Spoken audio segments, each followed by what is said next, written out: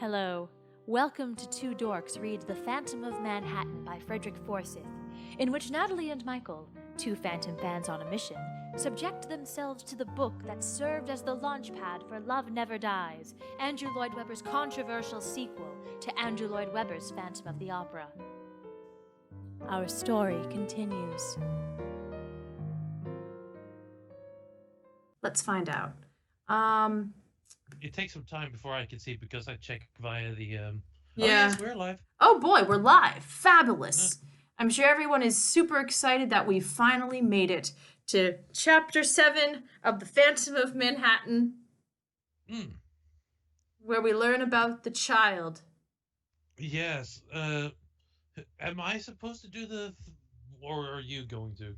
Oh, you mean just for the beginning? Well, first off, I think maybe we should probably just, I don't know, do we need to get people up to date? Let's just, I don't know. There's not a lot. You can get people up to date, and I can just start it off. Then. Yeah. Because if you're gonna be the teacher, I can be little wee baguette de Chagny. Because as we can see, his name is Pierre, and I don't know, like I know Pierre is a viable French name, but it's so stereotypical. It's so common. It's so common. Like, I get it. It's like, I don't know, it's French for Pierre. For Peter, it's French for Pierre. It's French for Peter, I think. But all the same, you know, it's a little French for Pierre. Pierre is French for Pierre. Yeah. So, So what? Raoul is French for Ralph. Yeah. Raoul is Ralph. Don't get me started on the Ralph thing. I really do think that more modern fics should just call Raoul Ralph and be done with it. And then Eric can just be like, you know, just bebopping and scatting all over his name. Like, his name is Ralph, Christine. What do you see in him? Oh, seriously though. Yeah. When I hear that, you want to know what the first thing I think about is? What? Fucking Ralph Wiggum. I'm in danger.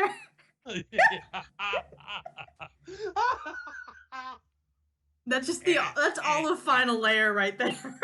Yeah. Oh man, so you know, surprisingly, right, for people who are just joining us here now, not a lot has happened in this book, despite being on chapter 7. Nothing has happened, basically. Very, very little has happened.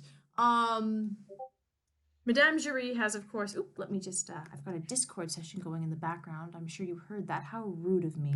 Let's turn that off. All right. But, Madame Giry sent a French guy out to New York to find Eric. And you can't find Eric because Eric's off the grid. He didn't really register. He's an illegal immigrant, but he's doing real well despite that, because you don't need to do that in old-timey New York. You don't need to be a legal immigrant to do well, I guess. And let me just pull up. I wrote a little blurb on what is going on, and it's not much. The guy she sent over can't find Eric, so he's despairing at a cafe, and the New Yorkest of all journalists named Charlie Bloom finds him and takes him to Delmonico's, I guess. And the head of Delmonico's is like, Eric Mulheim. I've never heard that name in my damn life, but I think the EM Corporation, the giant mega corporation, the EM Corporation, maybe that stands for Eric Mulheim, maybe. So they go to the EM Corporation, and Darius is there. He's got a Newfoundland accent, and he's like, do you have the letter? And they're like, yeah, we got the letter. And so they give him the letter, and Eric is there too, but he's in like a Scooby-Doo portrait. He's like with the cutout face. And so his face is just there in like the Scooby-Doo portrait, and then it's gone. And then the real portrait face is there. And then Darius prays to his greed demon as he gets high. Yes, Mammon, yes. Darius prays to Mammon and gets real high. And even Mammon's like, why are you complaining? What are you even complaining about? He likes opera. It's a distraction. Darius, he makes so much money. Don't worry about it. He's gonna leave you everything. I mean, I guess, but it's opera and it's so expensive. Let him live a little. He's gonna make a ton of money. All right, Mammon, if you say so. And so, if you say so.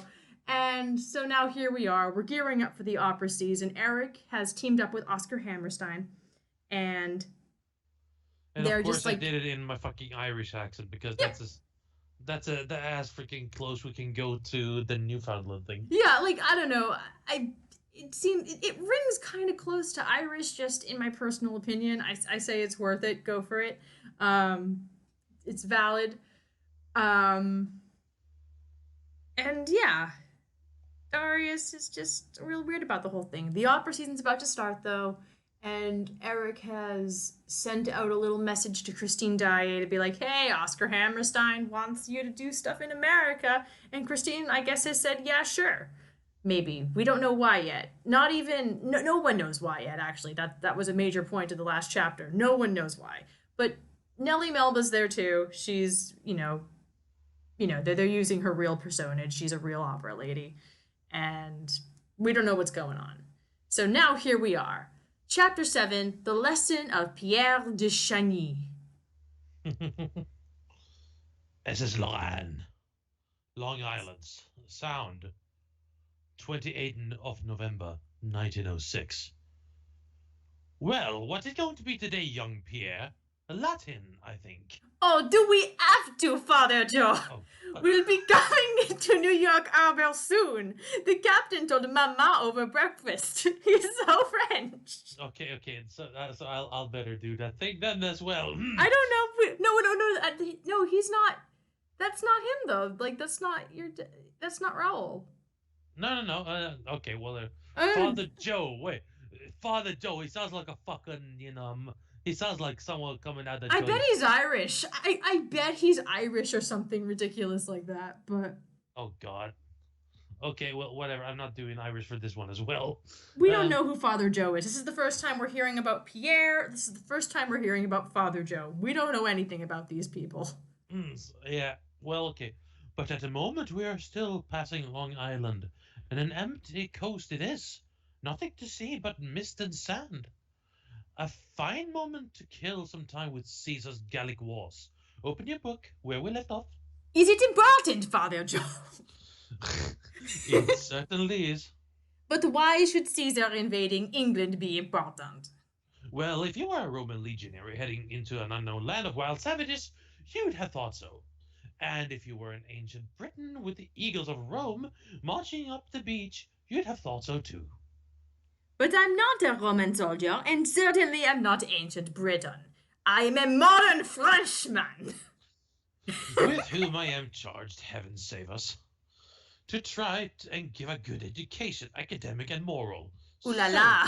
That's what I say to you. The ooh la la girl. Oh, God. Caesar's first invasion of the island he knew as Britannia start off the top of the page. Accidi et eadem, nocte luna esset plena. Good. Translate? It fell. Nocte means night. Night fell. Is he correct? Let's find out. Yeah. By the way, just so you know, good people listening, I'm reading with you.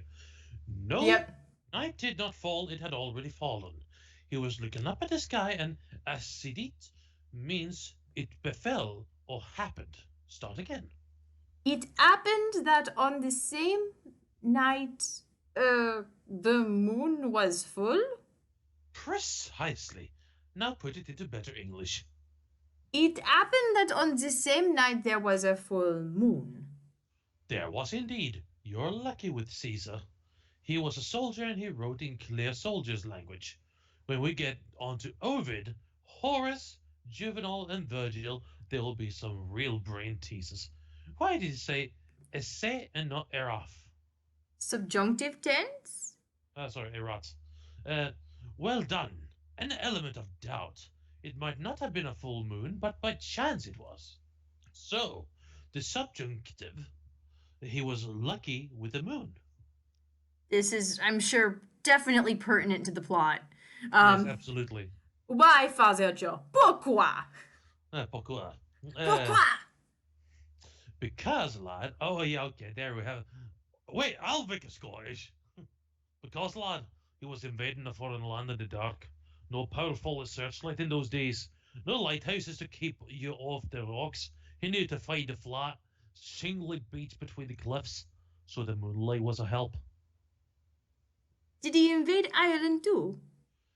He did not. Old Hibernia remained Wait, how is he inviolate. Scottish? I missed it. Oh, because of the lad. I refuse to make him Irish as well. Oh, that's fine. There are too many Irish people in this story. Who Yeah, cares? well, Maybe Father Joe is just Father Joe. You can just read him. Maybe I don't know. Whatever. whatever. Whatever. He did not. He did not. Old Hibernia remained inviolate for another 1,200 years. Long after St. Patrick brought. Oh, okay, he is fucking Irish, isn't Oh, he? he's Irish as hell. Uh, You can, yeah. If you okay, want, well, like, you know, long don't after burden St. yourself with Patrick brought Darius. Christianity, and then it was not the Roman, but the British. And you're a cunning dog, trying to draw me away from Caesar's Gallic Wars. But we can't. But can't we talk about Ireland, Father Joe? I have seen most of Europe now, but never Ireland. Oh, why not? Caesar can make his landfall at Pevensey Bay tomorrow. What do you want to know?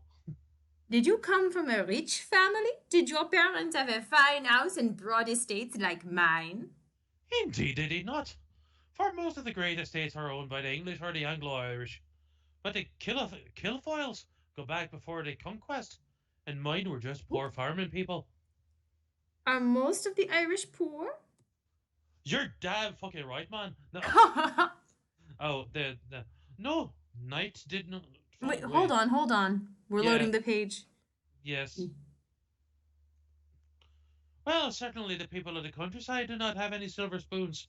Most are tenant farmers in a small way, scraping a living from the land. My people are like that. I came from a small farm outside of town in Mulligar. My father tilled the land from dawn till dusk. There were 9 of us in the brood. I was the second born, and we lived mostly on potatoes, Of course. milk from our 2 cows, and beet from the fields. But you got an education, Father Joe. Of course I did. Ireland may be poor, but she's steeped in saints and scholars, poets and soldiers, and now a few priests. But the Only Irish just are- now. Yeah, only just now. They've been heathens until then. But the Irish are concerned with the love of God and education, in that order. Hmm. So we all went to the village school, which was run by the fathers, 3 miles away, and walking barefoot all the way, each way, summer evenings until the dark, and all the holidays were helped our dad on the farm. Then homework in the light of a single candle until we fell asleep. 5 of us in one bunk, and and the 4 small ones tucked in with our parents. The entitled millennial. Yeah. He's skewing Scottish. I'm not good at Irish accents. I apologize to everybody. Mon It's Dieu. all right. Did you not have 10 bedrooms? Listen, young lad, your bedroom at the chateau is bigger than was the entire farmhouse. You're luckier than you know. You have traveled a long way since then, Father Joe. Oh, that I have. And I wonder daily why the Lord favoured me in such a way. But you still got an education. Yes, and a good one. Driven into us by a combination of patience, love, and the strap. Oh. Reading and writing, some said Latin. History, but not much geography for the fathers. Had never been anywhere, and it was presumed we would never do so either. Why did you decide to become a priest, Father Joe? Well, we had mass every morning before lessons, and of course, on Sundays as a family. I became an altar boy, and something about the mass got into me. I used to look at the great wooden figure above the altar and think that if he had done that for me, then perhaps I ought to serve him as best I could. I was good at school, and when I was about to leave, I asked if there was any chance of being sent to train for the priesthood. I think you got some more going. I can't see shit. I It'll knew be my there in a older sec. brother would take over the farm one day, and I would certainly be one less mouth to feed. And I was lucky. I was sent to Mulligar for an interview with a note from Father Gabriel at the school, and they accepted me for the seminar at Kildare, miles away. A major adventure. But now you are with us in Paris and London, St. Petersburg and Berlin. I am messing up with how the French would say this.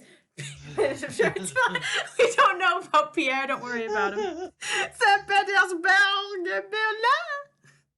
Yes, but that is now. When I was 15, the coach to Kildare was a big adventure.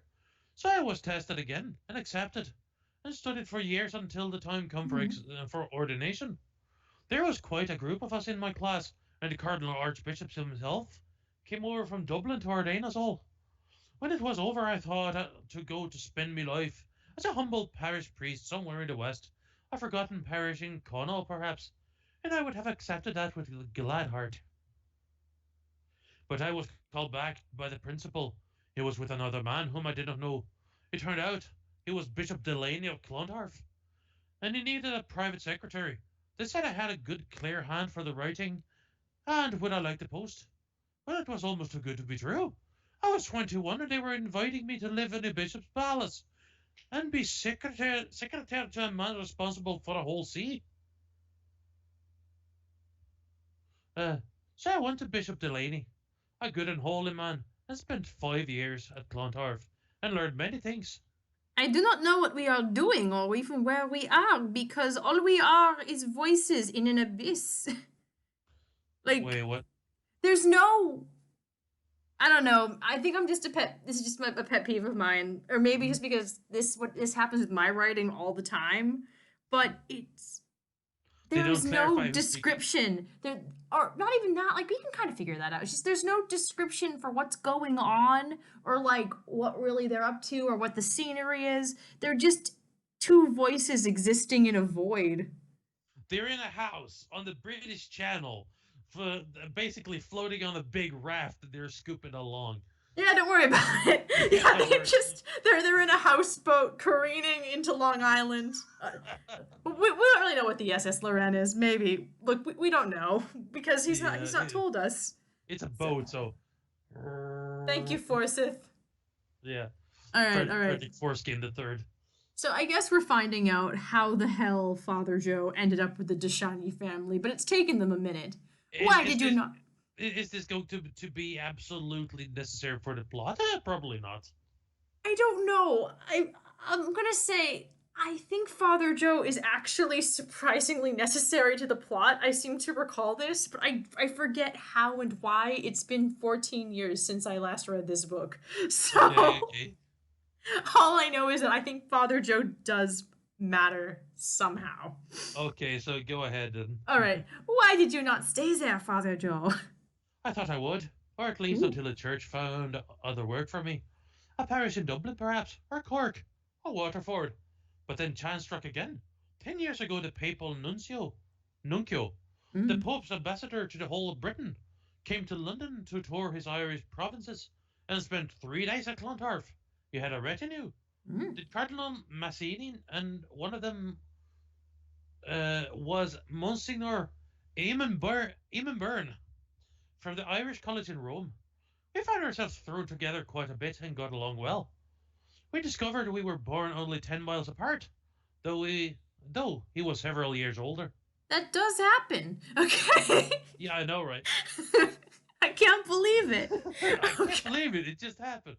The, Okay. car- the cardinal went on his way, and I thought no more about it.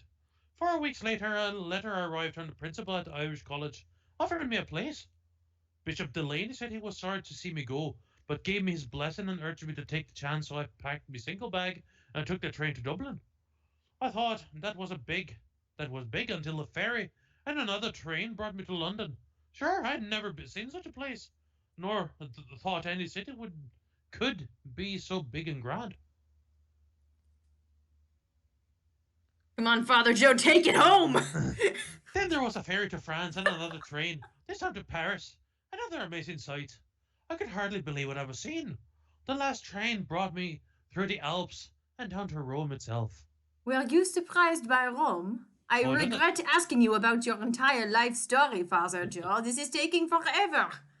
another surprise is Eric wasn't when he got to Rome and Susan K. No, wait. Amazed and overawed. Here was the Vatican City itself, the Sistine Chapel, the Basilica of St. Peter. I stood in the crowd and looked up at the balcony and took the Urbi et Orbi blessing from His Holiness himself. And I wondered how a boy from a potato patch outside Mullingar could ever have come so far and been so privileged. So I wrote home to my parents, telling them everything. And they First took the time in letter. years, I guess. Yeah, probably because he hadn't learned to write before. Hmm. And they took the letter around the whole village and showed it to everyone, and they became celebrities themselves because of God. But why do you now live with us, Father Joe? My parents never told me anything, and one day you were just here. I don't get it. Another coincidence, Pierre. Your father and I had a drinking contest and he won. No, I wish. that would have been funny, actually. Uh, 6 years ago, your mama came to sing in Rome. I don't know nothing about opera, but by chance, a member of the cast, an Irishman, of course, collapsed with a heart attack in the wings. So I was sent running to ask for a priest, and I was on duty that night. I was hoping that like he'd have to just fill in the role, like, and Yeah, because I am Irish, I had to do it. yeah, basically. There was nothing I could do for the poor man but give him the last rites. But he had been carried to your mama's dressing room at her insistence. Really wanted That to was. watch a man die, huh, Christine? Oh, yeah. It's because she was with Eric so long. Oh yeah. uh, that's where I met her. She was very distressed.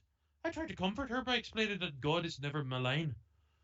Even when he takes back one of his children to himself, I had made it be business to master Italian and French.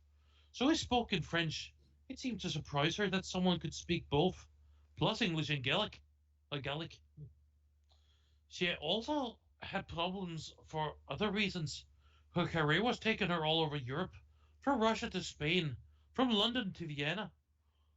Your father needed to spend more time with his estates in Normandy. You were 6 and running wild.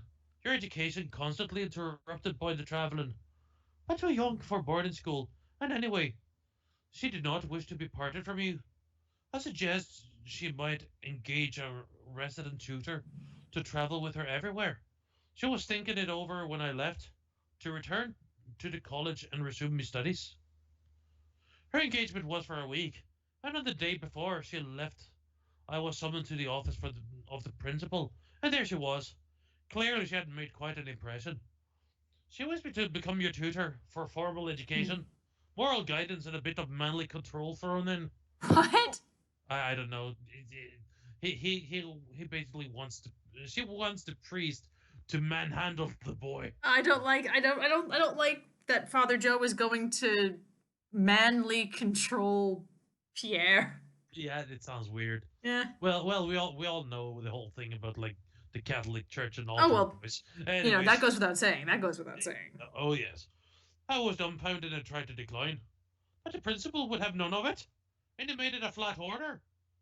As obedience to one of our vows, that the die was cast, and as you know, I have been with you ever since, trying to shove some knowledge into the head of yours and keep you from becoming a complete barbarian. Father Pierre, do you regret it, Father Joe? I make your life hell.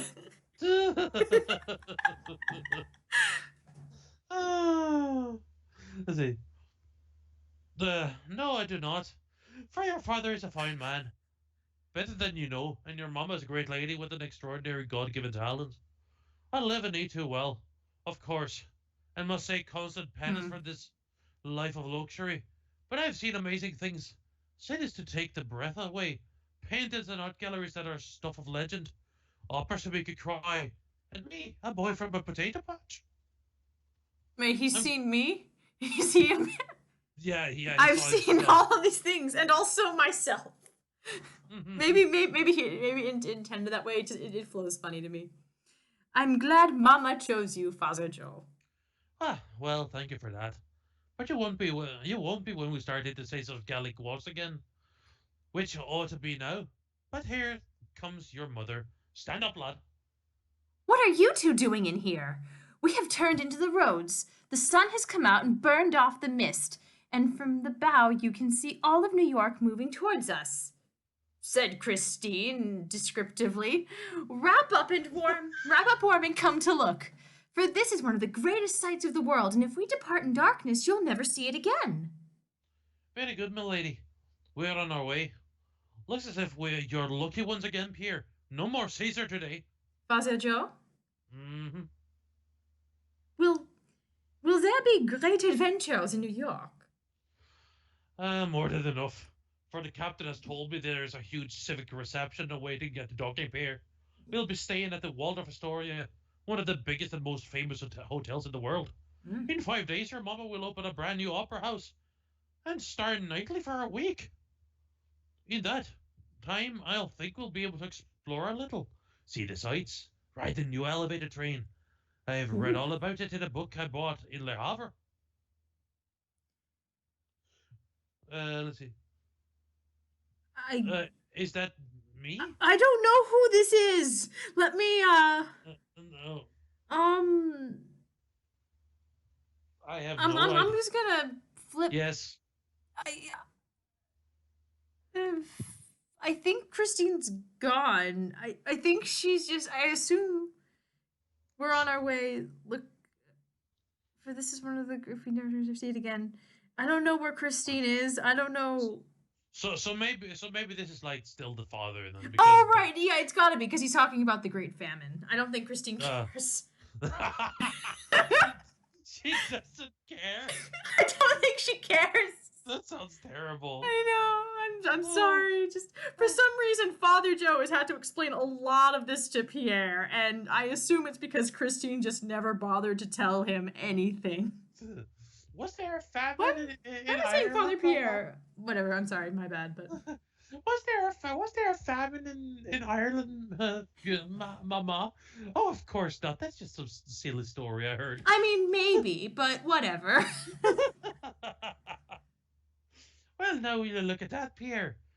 Is it not a fantastic sight? Liners and tugs, fighters and tramps, schooners and paddlers. Ooh la la. How on earth did they not bang into each other? And there she is. Look, over to the left. The lady with the lamp herself, the Statue of Liberty. Ah, Pierre, if you only knew how many wretched people fleeing from the old world have seen her coming out of the mists and known they were starting a new life. Millions of them, including my own fellow countrymen and women. For since the Great Famine 50 years ago. Oh, Father Pierre, no, Father Joe, are you having a stroke? Father Joe, no. Will this be one of our New York adventures going through the hospital? Oh, no. Oh, God. I'm sorry. Half of Ireland has moved to New York, cramped like cattle into the steerage holes. Yeah. Yeah. Yeah. I just didn't know if that's how you said it. Yeah, you say it like that. Coming on the deck in the freezing cold of morning to watch the city move across the water and pray they would be allowed in. Since then, many of them have moved inland, even as far as the coast of California, to help create a new nation. But many are still here. New York, the Irish Americans, more in the city alone than in all of Dublin, Cork and Belfast combined. So I'll be feeling quite at home here, my lad. I'll even be able to get a pint of good Irish stout, which I have not found for many years. I Yes. think this is. No, you're right. Monologue then. Yeah. Oh, this should just be called Chapter 7, the priest monologue. Father Joe, have you met Antoinette Giry? She talks yeah, a lot. God. Oh yes. Even with other priests. Just when they moved inland to the coast of California. Yeah. Blah, blah, blah. Yep. Yes, New York will indeed be for all of us a great adventure. And who knows what will happen up to us here. I'll get a hangover. God alone knows, but he will not tell us. So we must find out for ourselves. Now, time to go and change for the civic reception. Young Meg will stay with your mama. You stick close by me. She's not that much younger than Christine. Yeah, exactly. I was about to say. Not in the musical, at the very least. Nah, and that's what we're basing this off of. Yes. Okay, Father Joe, that's what the Americans say. Okay. I read it in a book. And will you look after me in New York? Of course, lad. They're not always when your papa is not here. Now run along. Best suit and best manners. That's going to be a lot of talking for you. I really hope that it's gonna be like, I don't know. Oh boy. I really hope there's not any more of the priest monologue. I think I I remember that you might be disappointed by Okay. this. Okay, yeah, okay, I just remembered he's Irish, isn't he? Uh, They do talk a lot. Sorry, Irish people, I'm only doing the stereotypical humor. Don't worry about it. well, I think this means that given the fact that we have two characters battling for an Irish accent, Darius can drop his. Because if they're Yeah, in the same, if they're on the same page, I don't know. Yeah, there's gonna be a lot of stuff going on. you know what I could do that could actually be pretty funny? What? What? I, I really could just give him a Swedish accent because why not? Why not? He's from Malta. Screw Yeah, it. whatever. It's fabulous. I have no idea what a Maltan I, accent is. I'll just absolutely give him a Swedish accent to see how that works off. You could just give him a Bavarian accent. Oh, Eric, are you making some money for me? Oh, yeah. Oh, yeah, Look at us Maman. again, yeah. We Oh, are boy. so terrible. This is And bad. we're gonna be slashed as the worst racists. We're getting canceled and no one's even watching us